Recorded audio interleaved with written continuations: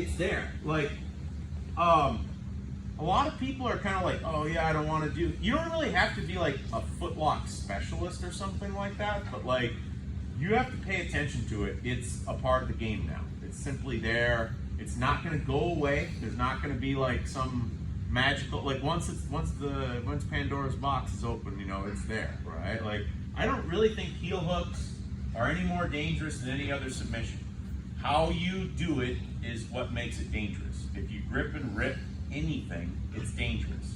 If I grip and rip an Americana and I break your shoulder before you have time to tap, I'm an asshole, okay? Like, if I grip your heel and rip it before there's any opportunity for you to tap or understand what happened there, I'm also an asshole. But I'm equally an asshole. It doesn't really like, now, of course, wrist lockers and heel hookers do have a special place in hell. That is true. But like, that is true. The jiu-jitsu memes have spoken, right?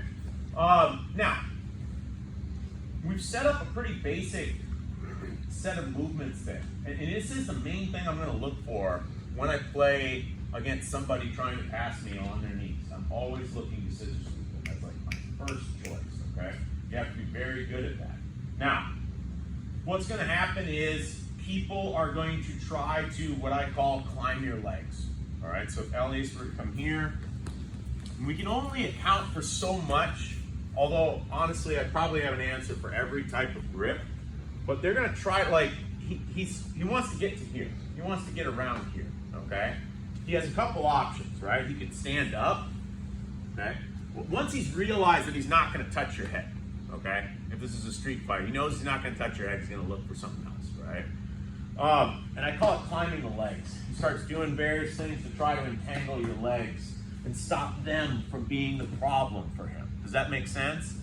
There's a strategy that will be very common, especially at white belt, okay? This feels like I'm going into like a suspension or something, like he's very strong here. So people will feel that and they'll back up, okay? They're going to want to disconnect from your feet.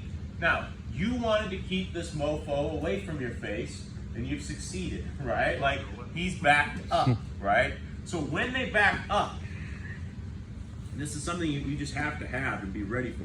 Because when he backs up, I get up, okay? So it's pretty simple. We're gonna look for, you guys probably worked technical stand-up on Tuesday? Yeah. Yeah, if he disconnects from me, I get up on an elbow.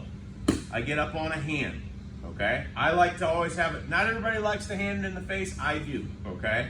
I think it's very threatening for people. It doesn't makes them not want to charge in on you, okay? You can get up with your foot on his hip. It may be hard for you in the beginning.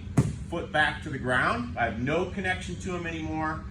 My foot is getting elevated, and I want to bring it close to my hand when I get up, okay? And I'm starting to create space. There are more dynamic versions, but that's the fundamental version, okay?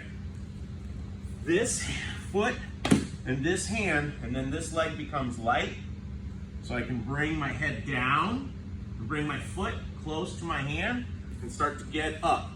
Always looking at him, always ready. The key here is I don't want to turn away from him, okay? That's going to be very dangerous because he can just steamroll into me. Give that a try. 1, 2, 3.